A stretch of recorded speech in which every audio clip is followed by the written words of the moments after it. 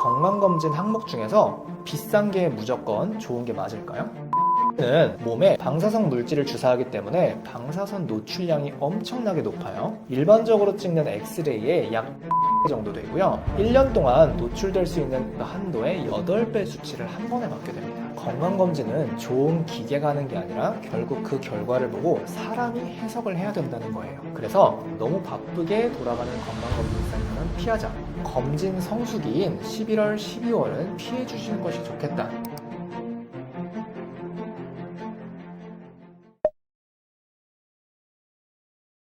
우리나라는 최근에 초고령화 사회로 진입을 했습니다. 여성의 평균 수명은 86살, 남성은 80살이에요. 굉장히 길죠? 이렇게 오래 사는 거 정말 좋은 일이긴 한데 문제는 건강하게 오래 살아야 된다는 거예요. 우리 몸에 생기는 대부분의 병은 갑자기 생기지 않습니다. 오랜 시간에 걸쳐서 천천히 알아채지 못할 정도로 천천히 진행을 하다가 갑자기 우리 몸을 집어삼키거든요. 그래서 병이 커지기 전에 미리 발견하고 조기에 관리하는 게 정말 중요합니다. 제가 이제 암을 관심 있게 공부하는 의사다 보니까 오늘은 암에 대한 얘기를 조금 더 해보려고 해요. 우리나라 사망 원인을 보자면 남녀 모두 공통으로 암이 부동의 1위거든요. 그래서 이 사람들한테 어떤 병이 제일 무서우세요 하면은 암이라는 단어가 제일 많이 나오는 겁니다. 사실 암이라는 단어 들으면 되게 기분이 나쁘고 죽을 병이라는 인식이 정말 많잖아요. 하지만 요즘은 정말 좋은 치료법들이 많이 개발이 됐고요. 그래서 암은 더 이상 죽을 병이 아니다. 저는 이렇게 말씀을 드립니다. 만약에 조기에 적절하게 발견하고 치료한 다음에 계속 관리만 한다면 일상생활에 큰 문제가 없는 만성질환처럼 관리할 수도 있는 겁니다. 우리 고혈압이나 당뇨 걸렸다고 막 죽을 병이라고 하나요? 그런 건 아니거든요. 저는 암도 적절히 발견하고 관리만 한다면 이 고혈압이나 당뇨 같은 만성질환이랑 똑같다고 말씀을 드립니다. 암에 걸렸다고 해도 그냥 꾸준히 병원에 다니면서 관리하고 운동 잘하고 좋은 음식 먹고 이렇게 관리하시면 된다는 말씀을 드리는 거예요. 암에 걸린 사람은 왜 죽을까요? 암덩어리가 몸에 생긴다고 바로 사람을 죽이진 않아요. 이 암이 관리가 되지 않고 계속 커지다가 다른 장기로 전이하고 그 장기를 망가뜨리면 그때 사람이 죽게 됩니다. 바꿔 말하자면 암을 조기에 발견해서 치료만 하면 암 때문에 죽을 일은 거의 없다는 거예요. 이 암뿐만 아니라 몸에 생길 수 있는 여러 가지 질환들을 조기에 찾아서 암뿐만 아니라 몸에 생길 수 있는 여러 가지 질환들을 조기에 찾고 치료하자. 이게 바로 건강검진이거든요. 그래서 건강하게 오래 살고 싶다. 그러면 챙기셔야 될 단 한 가지, 바로 건강검진입니다. 우리나라에서는 전 국민에게 건강검진을 해주고 있어요. 이걸 국가건강검진이라고 부릅니다. 기본적으로 고혈압이나 당뇨, 고지혈증 같은 만성질환, 그리고 기본적인 몇 가지 암에 대해서 검사를 진행하고 있거든요. 이 국가건강검진만큼은 꼭 챙기셔야 되는 필수 검사다, 이렇게 말씀을 드립니다. 이 건강검진, 돈 들어갈 텐데 왜 전 국민한테 해주는 걸까요? 아픈 국민이 많아지면 의료비 사용도 높아지고 또 국가 생산력도 낮아지니까요. 그래서 정말 중요한 질환들은 조기에 찾자, 이래가지고 모든 국민한테 진행을 하는 겁니다. 이 국가건강검진에서 암검진이 있는데 이 암검진은 연령대에 따라서 항목이 조금 달라져요. 위암, 간암, 유방암은 40살부터 진행하고요. 대장암 검진은 50살부터 진행을 합니다. 그리고 자궁경부암은 20살부터 여성을 대상으로 진행하고요. 폐암 검진 같은 경우는 55살부터 담배를 많이 핀 사람들을 대상으로 진행을 하고 있어요. 그런데 이 국가건강검진만 믿고 있으면 모든 암을 커버할 수 있을까요? 당연히 아니겠죠. 앞에서 말씀드린 이 6가지 암들은 검사하기 위해서 비용 효과적인 방법이 있는 암들을 따로 선정한 겁니다. 그래서 모든 암을 검사하는 게 아니고 정말 중요하고 그리고 효율적으로 검사할 수 있는 최소한의 암만 검사해준다, 이렇게 생각하시면 될 것 같은데요. 실제로 제가 예전에 진료했던 병원에서 있었던 환자분의 예시를 한번 들어드리고 싶어요. 췌장암 3기를 처음 진단받고 오셨던 50대 남성분이었는데요. 평소에 국가건강검진을 빼놓지 않고 받으셨고 건강에 관심이 정말 많으셨던 분이었어요. 그런데 어느 날 갑자기 배가 아파가지고 검사를 했더니 췌장암이라는 거예요. 아니, 나는 국가에서 시키는 건강검진도 다 했고 내시경도 다 받았고 했는데 어떻게 췌장암이 생기는 걸 알 수 없었냐, 이렇게 의료진을 약간 원망하는 말씀을 하시기도 했습니다. 이분 같은 경우는 기본적인 검진은 다 받으셨지만 정작 췌장암을 발견할 수 있었던 검진은 빼놓으셨던 거예요. 그래서 국가에서 해주는 건강검진, 정말 최소한의 암만 검사해주는 것이다, 이렇게 생각하시면 될 것 같고요. 조금 더 정확하게 검사하려면 약간의 비용을 더 들여서 몇 가지 항목들을 추가하는 것이 효과적이다, 이것도 생각해 주시면 좋겠습니다. 건강검진을 받으려고 하면 정말 선택할 수 있는 항목이 너무 많아요. 실제로 저도 주변 지인들한테 건강검진 받아야 되는데 도대체 뭘 선택해야 되냐, 이런 질문들을 못해도 한 달에 한두 번은 받거든요. 그러면 한번 건강검진센터 홈페이지 들어가서 보시면 선택할 수 있는 항목이 보통 한 70개, 80개 막 이 정도 되는 경우가 있어요. 돈 몇백은 우습게 깨집니다. 그런데 이 건강검진 항목 중에서 비싼 게 무조건 좋은 게 맞을까요? 정답은 그럴 수도 있고 아닐 수도 있다는 겁니다. 비싸다고 다 좋은 검사는 아니고요. 오히려 비싼 검사 중에서 쓸데없이 방사선에 노출되는 나쁜 검사도 있고, 아니면 그 결과가 지나치게 정확해서 쓸데없는 검사들을 더 시키게 하는 그런 경우도 있습니다. 그래서 오늘은 어떤 검사는 불필요하고 어떤 검사는 권장하는지 제가 말씀드려 볼게요. 첫 번째 비추천 검사, PET-CT입니다. CT라는 단어는 많이 들어보셨을 거예요. 방사선을 이용해서 몸을 잘게 단면으로 쪼개가 안에 뭐가 있는지를 보는 검사거든요. 근데 이 앞에 PET라는 단어가 붙으면 조금 다른 검사가 됩니다. PET-CT는 몸에 방사성 물질을 주사해서 어느 부위에 방사성 물질이 많이 가서 달라붙는지를 CT로 보는 검사예요. 방사성 물질을 주사하기 때문에 방사선 노출량이 엄청나게 높아요. 일반적으로 찍는 엑스레이의 약 200배 정도 되고요. 우리가 1년 동안 노출될 수 있는 방사성 한도가 있는데 그 한도의 8배 정도의 수치를 한 번에 맞게 됩니다. 방사선에 쓸데없이 노출되면 그 자체로 암이 생길 수도 있기 때문에 이런 검사는 건강검진으로 하기엔 너무 과하고요. 그 결과도 쓸데없이 정확해서 몸속에 있는 염증도 다 잡아냅니다. 그러면 이 염증 그냥 두고 볼 수 없으니까 또 추가 검사를 막 해야 돼요. 그래서 저는 PET-CT는 너무 과도한 검사다, 이렇게 말씀드립니다. 두 번째 비추천 검사, 복부-CT예요. 복부-CT는 췌장이나 신장, 비장처럼 몸속 깊숙이 있는 장기를 보기에 굉장히 좋은 검사입니다. 실제로 대학병원 가면 이 복부-CT 하루에도 한 몇백 개씩 찍어요. 그런데 문제는 복부-CT도 방사선 노출량이 엄청나게 많다는 게 있어요. 그리고 복부-CT를 자세히 보려면 조영제라는 물질을 써야 되는데 이 조영제가 또 콩팥에 굉장히 안 좋습니다. 그래서 검진 목적으로 보통은 권고하지는 않아요. 하지만 담도암이라던가 췌장암, 신장암의 가족력이 있거나 이걸 의심할 만한 상황이라면 주치 상의하에 제한적으로 찍을 수도 있기는 해요. 이런 췌장암이나 신장암 같은 경우에는 보통 40, 50대부터 시작하는 경우가 많거든요. 그래서 젊은 나이에 이런 암들이 걱정된다고 무분별하게 복부 CT를 찍으면 쓸데없이 방사선 노출되고 그리고 조영제에도 노출되는 그런 상황이 생길 수 있는 겁니다. 비추천하는 검사 세 번째, 뇌 MRI입니다. MRI는 CT보다 더 비싸니까 좋은 검사 아닌가? 이렇게 생각하실 수도 있는데요. 이런 뇌 MRI는 실제로 뇌경색이나 뇌종양, 치매 이런 질환들이 의심될 때 시행하는 겁니다. 하지만 단순히 치매나 두통이 의심된다고 뇌 MRI를 찍으면 대부분은 아무것도 나오지 않아요. 그래서 특별한 증상 없이 그냥 검진 목적으로 MRI를 찍는 건 웬만하면 추천드리지 않습니다. 비추천 검사 네 번째,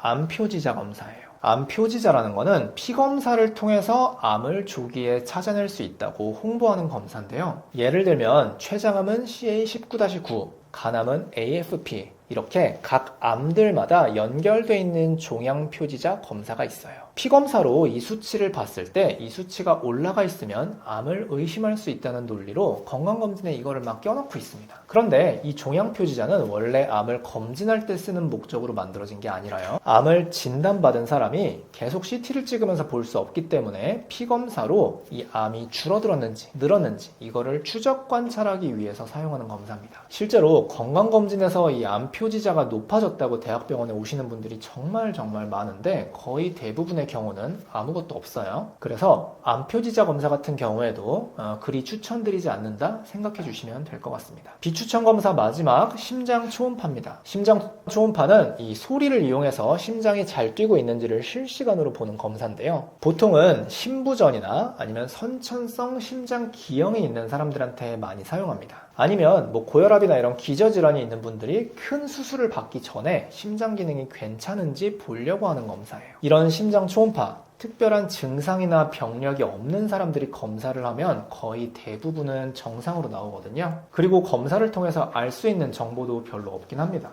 쉽게 말하자면 심장 초음파는 검진용으로 한다기보다는 다른 이상 질환들이 있거나 증상이 있을 때 하는 검사다, 이렇게 기억해 주시면 될 것 같습니다. 반대로 권장하는 검사는 뭐가 있을까? 이것도 궁금하실 것 같은데요. 빠르게 설명드려 보겠습니다. 첫 번째 권장드리는 검사, 바로 복부 초음파입니다. 앞에서 초음파라는 거는 이 소리를 통해서 몸속 장기를 본다고 말씀드렸잖아요. 복부 초음파는 초음파를 통해서 뱃속에 있는 간이나 췌장, 담도, 비장 이런 장기들을 실시간으로 볼 수 있는 겁니다. 복부 CT는 방사선 노출 위험이 높지만 이 복부 초음파는 몸에 해로울 게 하나도 없어요. 임산부한테도 할 수 있는 검사입니다. 그래서 중요한 장기들을 한 번에 볼 수 있으면서 몸에 해로운 건 없기 때문에 권장드리는 검사고요. 보통 2년에 한 번씩은 받아주시는 것을 권고드립니다. 두 번째는 갑상선 초음파입니다. 갑상선암은 은근히 젊은 나이에 많이 발생하는 암인데요. 조기에만 확인할 수 있으면 완치율이 거의 100%에 육박하는, 말하자면 좋은 암이에요. 이런 갑상선 초음파는 4년에 한 번씩은 주기적으로 받아주시는 것을 권고드립니다. 권장드리는 세 번째 검사, 뇌 MRA입니다. 앞에서 뇌 MRI는 별로 권장드리지 않는다고 설명드렸는데요. MRA는 어떻게 다른 건지, 이게 왜 중요한 건지 짧게 설명드려 볼게요. MRA는 뇌 혈관을 위주로 볼 수 있는 정밀한 검사인데요. 머릿속에 숨어 있을지도 모르는 뇌 동맥류를 찾아내는데 아주 효과가 좋습니다. 뇌 동맥류는 혈관이 풍선처럼 부풀어 오르는 질환을 의미하는데요. 평소에는 전혀 증상이 없어서 눈치를 못 채는데 만약에 이게 터지게 되면 3명 중에 2명은 사망할 정도로 정말 위험한 질환이에요. 우리나라 전체 인구의 약 2에서 3% 정도는 가지고 있다고 합니다. 만약에 이 뇌 동맥류를 일찍 찾을 수만 있다면요,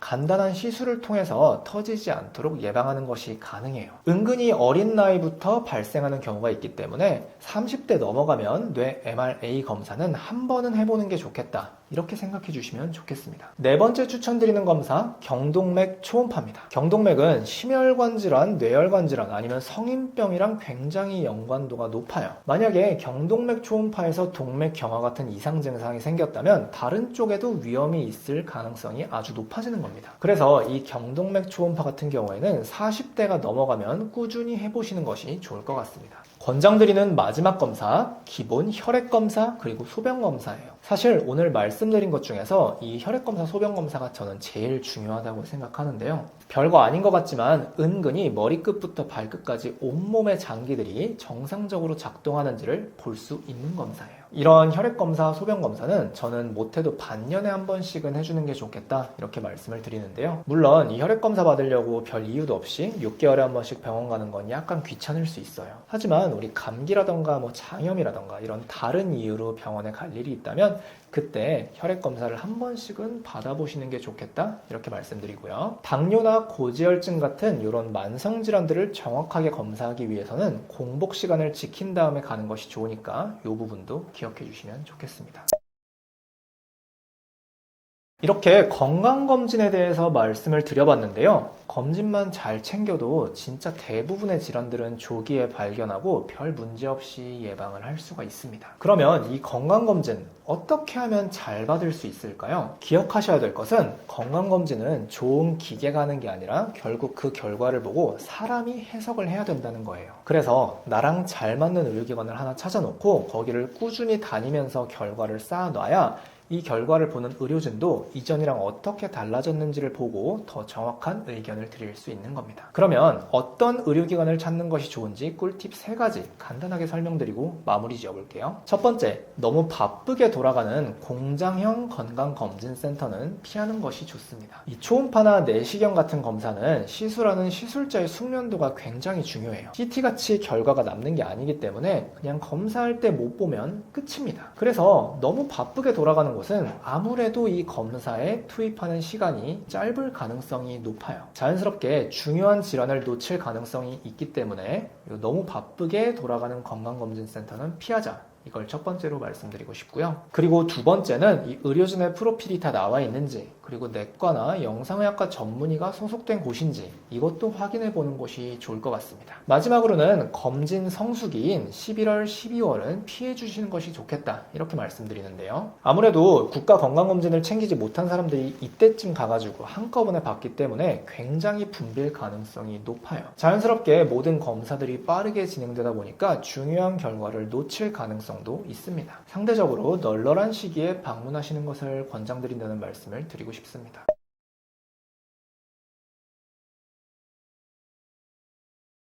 2026년 기준으로 모든 암의 평균 5년 생존율은 73%입니다. 이 수치는 상당히 높아요. 만성 콩팥병의 5년 생존율이 39%인 것에 비하면 암은 옛날만큼 죽을 병이 아니다. 이런 뜻입니다. 그렇다고 암을 우습게 알 수는 없습니다. 암은 여전히 불치병이에요. 우리가 암을 유전병이라고 생각하기 쉽지만 사실 암은 우리가 평소에 먹고 마시고 생활하는 이 모든 습관이 합쳐져서 만들어지는 그런 병입니다. 그래서 평소에 건강한 음식을 먹고 발암물질을 피하고 또 건강검진을 잘 챙기자 이런 잔소리를 계속 드리는 거예요. 암에 걸릴 확률이 아무리 낮더라도 만약 내 몸에 걸리게 되면 그건 100%입니다. 그래서 아직 암을 진단받지 않은 분이라면 평소에 건강한 습관을 들이도록 노력하는 것이 좋겠다 이렇게 말씀드리고요. 이미 암을 진단받으신 분이라면요, 암은 더 이상 죽을 병이 아니라 당뇨나 고혈압 같은 관리하면 되는 만성질환이다 이렇게 생각을 하시고요. 절대 포기하지 마시고 꼭 이겨낼 수 있겠다 이런 생각을 가지고 생활하시는 것이 좋겠다는 말씀으로 마무리하고 싶습니다.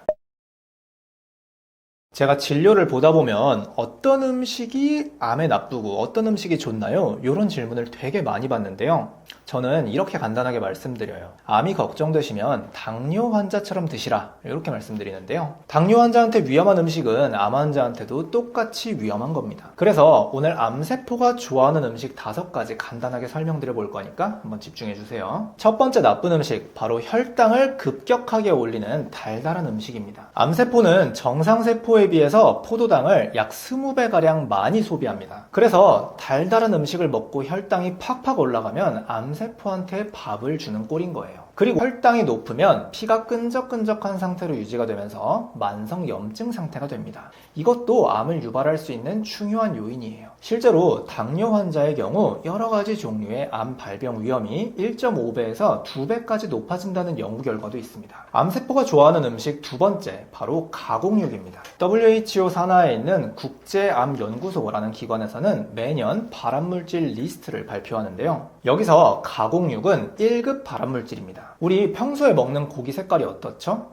붉은색이잖아요. 그런데 소세지나 스팸 같은 그런 식품들 생각해보면 색깔이 분홍색이에요. 이렇게 먹음직스러운 색깔을 만들기 위해서 첨가하는 물질이 문제인데요. 그 물질 중에 대표적인 게 바로 아질산 나트륨입니다. 아질산 나트륨 자체는 2군 발암물질인데요. 이 물질이 고기에 들어가서 단백질과 반응을 하면 니트로사민이라고 하는 1급 발암물질로 변하게 되고요. 실제로 매일매일 가공육을 50g 이상 섭취한 사람들의 경우 대장암의 발병 위험이 18%까지 높아지더라. 이런 연구 결과도 있습니다. 암세포가 좋아하는 식품 세 번째, 바로 젓갈인데요. 사실 우리 젓갈 되게 귀한 식품으로 생각하고 명절 때 뭐 선물로 주고받기도 하고 그러잖아요. 그런데 사실 저는 과장해서 젓갈은 비싼 쓰레기다 이렇게 말씀드려요. 물론 소금 그 자체는 발암물질이 아닌데요. 젓갈을 만들 때 사용하는 소금 그 안에 있는 아질산 나트륨이 마찬가지로 단백질과 반응하면서 니트로사민, 앞에서 말씀드렸던 발암물질이 생기기 때문입니다. 이 니트로사민은 위암이나 식도암을 유발할 수 있다고 알려져 있어요. 그러면 김치도 발효시키는 식품인데 이건 괜찮을까요? 물론 아직까지 김치가 발암물질이다 이런 근거는 없긴 한데요. 제 재밌는 연구 결과가 하나 있어요. 우리 남부지방에서 만드는 김치의 경우에는 새우젓이나 이런 젓갈들이 들어가는 경우가 있는데요. 이렇게 여러 가지 김치 종류를 갖다 놓고 이 안에 있는 발암물질의 성분을 조사했던 연구가 있어요. 그 결과 젓갈이 많이 들어간 김치의 경우에는 니트로사민의 함량이 높더라, 이런 결과가 있었습니다. 그리고 김치를 발효시키는 온도도 중요한데요. 이 0도씨에서 4도씨 안쪽으로 차갑게 발효시킨 경우에는 발암물질의 함량이 높지 않지만 17도 이상에서 푹푹 삭힌 김치는 니트로사민의 함량이 높아진다, 이런 결과도 있습니다. 다시 말씀드리자면 젓갈이나 아니면 너무 삭힌 김치 같은 경우에는 발암물질의 함량이 높을 수 있으니 조금 주의하시는 게 좋겠다, 기억해 주세요. 암세포가 좋아하는 식품 네 번째, 바로 우유, 그리고 유제품입니다. 물론 우유가 발암물질이라서 아예 드시지 말라, 이런 소리를 하는 건 절대 아니에요. 우유에는 비타민 D라던가 락토페린 같이 몸에 도움을 주는 물질들도 엄청나게 많습니다. 하지만 일부 사람들의 경우에는 우유나 유제품을 너무 과도하게 먹으면 암을 자극할 수도 있어요. 대표적으로는 유방암이나 난소암처럼 여성 호르몬의 영향을 많이 받는 암, 이걸 진단받으셨거나 아니면 가족력이 있는 분들 해당됩니다. 우리 유제품을 먹으면 유당이라는 성분이 있는데 이게 몸속에 들어와서 갈락토스라는 성분으로 바뀌게 돼요. 이 갈락토스가 높으면 난소암의 발병 위험을 높일 수 있다는 연구 결과가 있거든요. 실제로 50만 명을 대상으로 한 연구가 있는데요. 이 연구에서 하루에 3컵 이상 우유를 꾸준히 섭취한 여성들의 경우에는 난소암의 발병 위험이 높더라, 이런 결과가 있습니다. 그리고 우유에 들어있는 성장인자인 IGF-1이라는 성분도 중요한데요. 우유를 마시게 되면 몸속에 있는 IGF-1이 2배에서 5배까지 높아지거든요. 그런데 혈중 IGF-1이 높은 여성들의 경우에는 유방암의 발병 위험도 따라서 올라간다고 합니다. 그래서 저는 간단하게 이렇게 말씀드리는데요. 유방암이나 난소암이 걱정되시는 여성분들은 하루에 우유를 2잔 이내로 드시는 게 좋겠다 말씀드려요. 마지막은 튀긴 음식입니다. 우리 식용유를 가열하는 과정에서 트랜스지방이라는 물질이 나오게 되는데요. 이 트랜스지방은 몸속에 나쁜 콜레스테롤을 올릴 뿐만 아니라 몸속 전체적으로 만성 염증 상태를 유발하게 됩니다. 그래서 튀긴 음식은 그냥 무조건 몸에 안 좋다, 이렇게 생각하시면 될 것 같아요. 이렇게 5가지 식품, 오늘 이렇게 간단하게 5가지 식품 말씀드려봤는데요. 암이 걱정되시는 분들이 제일 조심해야 되는 식품 하나 꼽자면 저는 튀긴 음식 말씀드리고 싶어요. 쉽게 말하면 튀긴 음식을 먹어서 과도하게 섭취한 지방은 우리 몸에 있는 세포를 숨쉬지 못하게 만듭니다. 이렇게 저산소 환경이 만들어지게 되면 암세포가 더 잘 증식할 수 있는 환경이 되거든요. 암세포가 산소가 부족한 환경에서 잘 자란다, 이런 이론은 1950년대부터 나와 있는데요. 정상세포는 산소가 없으면 죽는데 암세포는 발효 과정을 거치면서 잘 살아남기 때문입니다. 그래서 나쁜 기름을 계속 섭취하고 세포에 산소가 들어가지 못하게 되면 자연스럽게 암세포만 남게 되는 거죠. 그러면 세포가 산소를 잘 흡수할 수 있도록 해야 되는데 여기에 제일 중요한 게 뭘까요? 바로 세포를 둘러싸고 있는 세포막이 건강해야 되고요. 이 세포막을 통해서 영양분이랑 산소가 잘 들어갈 수 있어야 됩니다. 건강한 세포막을 만들려면 건강한 기름을 먹어야 된다, 이렇게 말씀을 드렸잖아요. 그러면 어떤 식용유를 섭취하는 것이 좋을까? 요거 간단하게만 한번 요약해 볼게요. 우리 인터넷을 보면 여러 가지 정보들이 많이 있어요.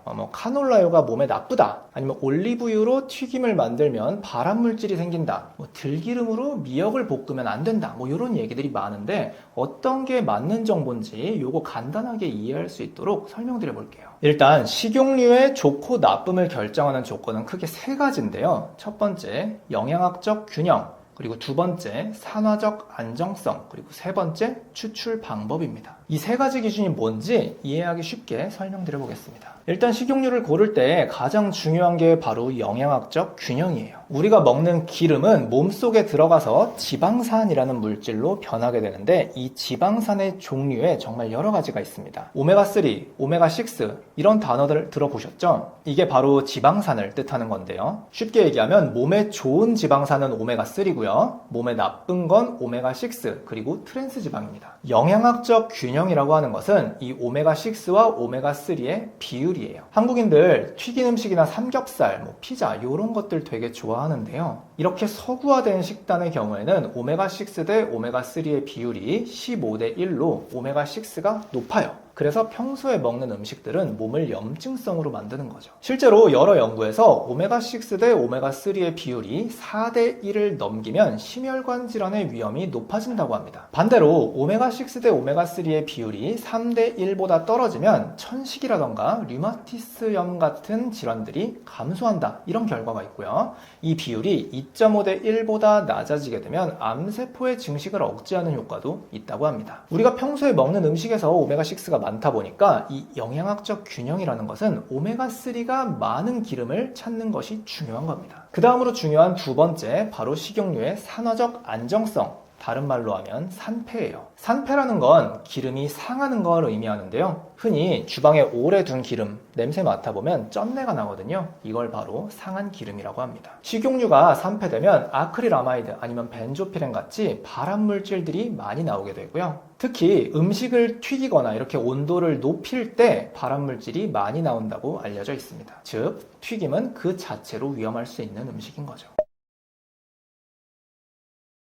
말씀드렸듯이 온도를 높이면서 이 식용유의 산패가 진행되기 때문에 튀김은 가능한 안 드시는 게 좋기는 합니다. 하지만 튀김을 아예 안 먹고 사는 건 불가능하긴 해요. 그래서 튀김을 피할 수 없다면 꼭 지키셔야 될 조건 몇 가지 설명드려 볼게요. 일단은 온도를 높여도 산패가 잘 되지 않는 안정적인 식용유로 튀김을 하는 게 좋습니다. 우리가 식용유를 가열하다 보면 갑자기 연기가 나는 시점이 있는데요. 이 온도를 발연점이라고 부릅니다. 이 발연점에 도달하게 되면 식용유에서 발암물질이 급격하게 많이 발생해요. 보통 튀김을 하는 온도가 180도에서 200도 사이거든요. 그래서 이거보다 발연점이 높은 식용유를 골라주시는 게 좋습니다. 발연점이 높은 안정적인 식용유 어떤 게 있냐고요? 퓨어 올리브유 아니면 아보카도유가 있습니다. 반대로 발연점이 낮은 불안정한 식용유 뭐가 있냐고요? 엑스트라 버진 올리브 오일, 그냥 버진 올리브 오일, 참기름, 들기름 이런 것들이 있습니다. 물론 요리에 많이 쓰는 카놀라유,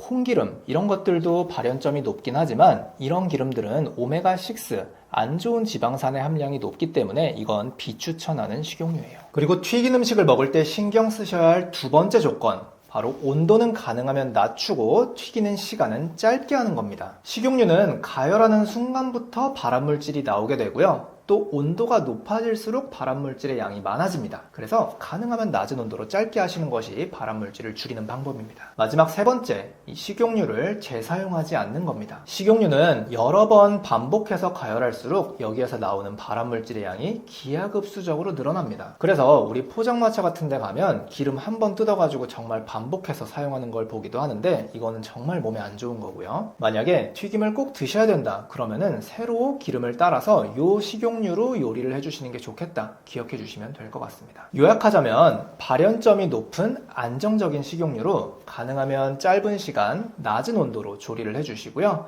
기름은 한 번만 사용하고 버리는 게 좋겠다 기억해 주시면 될 것 같습니다. 마트에 가보면 식용유 종류가 정말로 다양합니다. 이 식용유 만드는 방법들도 굉장히 여러 가지가 있는데요. 어떤 식용유가 몸에 좋을까 물어보신다면 저는 저온 압착유를 드시라 이렇게 말씀드립니다. 저온 압착유, 단어가 좀 어렵긴 한데 간단하게 설명해 볼게요. 식용유는 크게 압착유 그리고 정제유로 나눠집니다. 압착유는 말 그대로 눌러 짜서 낸 기름이에요. 올리브유나 코코넛 아니면 아보카도유처럼 그 과육이 살아있는 걸 짰다 이럴 경우에는 그냥 짜기만 해도 기름이 잘 나옵니다. 반대로 포도씨유, 아마씨유, 들깨 이런 것들은 그냥 짜서는 기름이 잘 안 나오고요. 화학적인 요법을 써서 기름을 분리해내야 됩니다. 이걸 정제유라고 부르는데요. 이 정제유는 유기용매를 사용해서 기름 성분만 싹 녹여내고요. 마지막에 다시 한번 화학 공정을 거쳐서 이 유기용매를 제거합니다. 이 과정에서 강산, 강염기 같이 몸에 자극이 될 수 있는 성분들이 정말 많이 들어가요. 물론 최종 소비자의 식탁에 오르기 전에 이 물질들을 다 제거했겠지만 그래도 미량의 성분들은 남아있을 수밖에 없고요. 그래서 가능하면 압착유를 드시라 이렇게 설명드립니다. 또한 이 압착유도 고온에서 압착하는 게 있고 저온에서 압착하는 게 있어요. 우리 들기름 고온에서 압착하면 굉장히 구수한 향이 나거든요. 근데 뭐 세상이 항상 그렇듯이 이렇게 맛있는 거는 몸에 안 좋습니다. 그래서 암이 걱정되신다면 가열하지 않은 저온 압착류를 드시는 것이 좋다, 이렇게 생각하시면 좋을 것 같아요. 안녕하세요. 저는 유튜브에서 암 관련된 정보를 설명드리고 있는 내과의사 강영창이라고 합니다. 저는 환자분들이 본인의 건강에 대해서는 의사보다도 더 잘 알아야 된다고 생각하고 있어요. 건강은 한번 잃게 되면 절대로 그 전으로는 돌아갈 수 없거든요. 그래서 미리 관심을 가지고 적극적으로 관리하시는 것이 정말 중요하다, 이렇게 말씀드리고 싶습니다. 우리 구독자 여러분들께서도 평소에 건강 그리고 암에 대해서 조금 더 관심을 가지고 주의를 기울이시는 것이 좋겠다는 말씀을 드리고 싶고요. 혹시라도 더 많은 정보를 알고 싶으시다면 제 유튜브 채널도 한번 방문하셔서 더 많은 영상 찾아보셨으면 좋겠습니다. 감사합니다.